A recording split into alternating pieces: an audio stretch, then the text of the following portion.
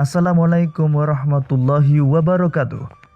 Pada kesempatan kali ini, kita akan belajar pada tema 7, peristiwa dalam kehidupan, subtema 3, peristiwa mengisi kemerdekaan, dan kita sampai pada pembelajaran ketiga. Sahabat cerdas, sebelum kita mulai pembelajaran kita, jangan lupa untuk berdoa terlebih dahulu. Mengisi kemerdekaan dapat dilakukan dengan mengamalkan nilai-nilai Pancasila dalam kehidupan sehari-hari. Mengamalkan nilai-nilai luhur yang terkandung dalam Pancasila merupakan cara positif dalam mengisi kemerdekaan. Sahabat cerdas, tahukah kalian bagaimana sejarah lahirnya Pancasila? Untuk mengetahuinya, mari kita lanjutkan pembelajaran kita. Peristiwa lahirnya Pancasila. Pancasila berasal dari bahasa Sanskerta, yaitu panca dan sila. Panca artinya 5 dan sila artinya dasar. Jadi Pancasila berarti 5 dasar atau 5 asas. Dalam kitab Sutasoma karangan Putantular, Pancasila berarti berbatu sendi yang 5 atau pelaksanaan kesusilaan yang 5. Lahirnya Pancasila sebagai dasar negara terjadi pada saat sidang BPUPKI atau Badan Penyelidik Usaha Persiapan Kemerdekaan Indonesia yang pertama.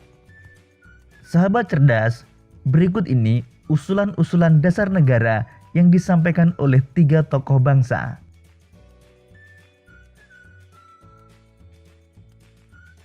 Pada tanggal 29 Mei tahun 1945, Muhammad Yamin mengusulkan 5 dasar negara, yaitu: pertama, peri kebangsaan; kedua, peri kemanusiaan; ketiga, peri ketuhanan; keempat, peri kerakyatan; dan yang kelima, kesejahteraan rakyat. Pada tanggal 31 Mei tahun 1945, Profesor Dr. Mr. Supomo dalam pidato singkatnya mengusulkan 5 asas. Pertama, persatuan; kedua, kekeluargaan; ketiga, keseimbangan lahir batin; keempat, musyawarah; dan yang kelima, keadilan rakyat. Pada hari terakhir sidang BPUPKI, tanggal 1 Juni tahun 1945, Insinyur Soekarno berpidato tanpa teks tentang calon rumusan dasar negara Republik Indonesia, yaitu: pertama, kebangsaan Indonesia; kedua, internasionalisme atau peri kemanusiaan; ketiga, mufakat atau demokrasi; keempat, kesejahteraan sosial; dan yang kelima, ketuhanan yang Maha Esa. Kemudian untuk memberikan nama pada kelima dasar tersebut, diusulkan istilah Pancasila. Tanggal 1 Juni tahun 1945 dianggap sebagai hari lahirnya Pancasila sebagai dasar negara.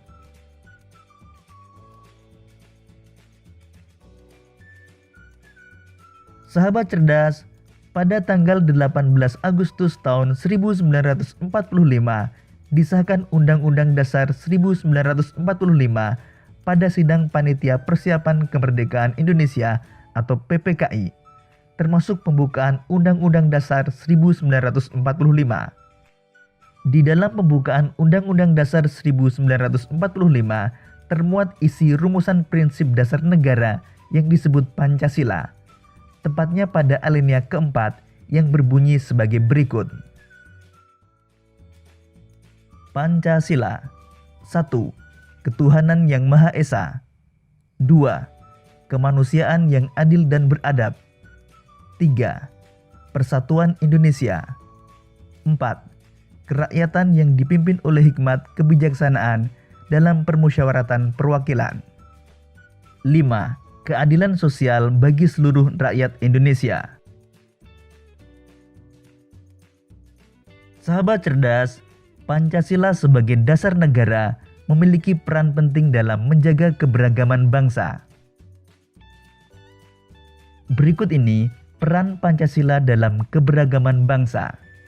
Pertama, Pancasila sebagai dasar negara merupakan kepribadian dan pandangan hidup bangsa Indonesia.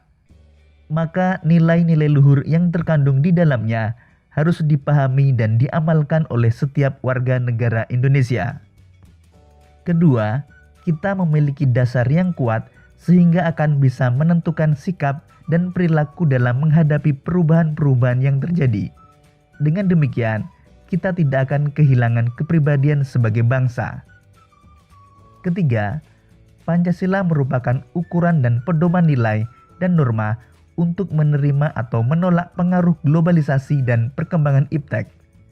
Pancasila merupakan pandangan hidup yang telah menyatu di dalam kebudayaan bangsa Indonesia.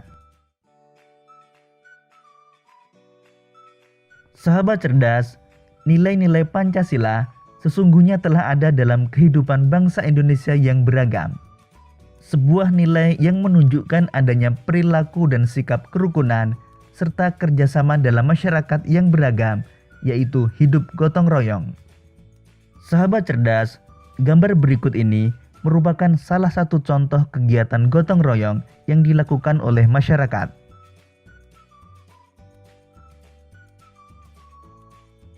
Sahabat cerdas, untuk lebih mengetahui tentang gotong royong, mari kita jawab beberapa pertanyaan berikut ini. Pertama, apa saja manfaat gotong royong? Manfaat gotong royong antara lain meringankan pekerjaan, mempererat hubungan antar warga, dan menjadikan lingkungan lebih tentram dan damai. Soal kedua, bagaimana ciri masyarakat Indonesia ditunjukkan melalui kebiasaan gotong royong tersebut? Gotong royong mencirikan bangsa Indonesia yang menjunjung persatuan. Soal ketiga, nilai-nilai Pancasila apa sajakah yang nyata dalam gotong royong tersebut? Nilai Pancasila yang ditunjukkan oleh gotong royong antara lain persatuan dan kesatuan Indonesia, kerjasama, kekeluargaan, tolong-menolong, dan peduli dengan sesama. Soal keempat, berikanlah paling sedikit 3 contoh yang menunjukkan peran Pancasila dalam membina keutuhan bangsa Indonesia yang memiliki keragaman budaya. Pertama, Pancasila sebagai alat pemersatu bangsa. Kedua, Pancasila sebagai pandangan hidup bangsa Indonesia yang diamalkan dalam kehidupan sehari-hari. Ketiga, Pancasila sebagai kepribadian bangsa Indonesia. Demikian tadi sahabat cerdas, pembelajaran kita pada tema 7, subtema 3, dan pembelajaran ketiga. Untuk menguji pemahamanmu, kamu dapat mengerjakan latihan soal yang terdapat pada deskripsi video ini. Sampai jumpa pada pembelajaran berikutnya. Tetap semangat dan selamat belajar.